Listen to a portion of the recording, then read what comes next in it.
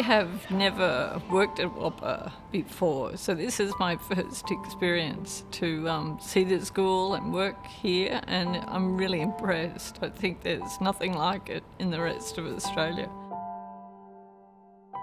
I started as a ballet dancer in my career, but I always had that feeling that using your body as your instrument was the ultimate art form.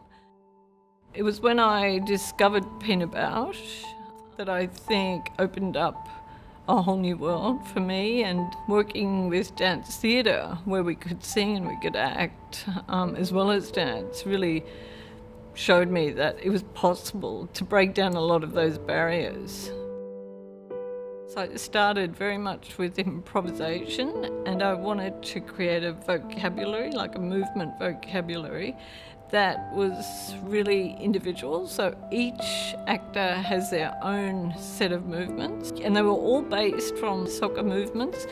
And I use that throughout the whole piece. So in the party scene, they would use those movements, but they would flirt with them.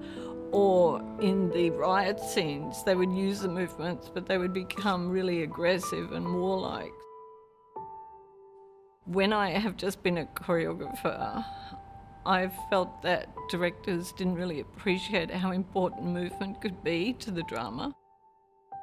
And I would always try to say I want to work with all the actors to create a vocabulary for each actor, because dance and movement is just as powerful as music or words.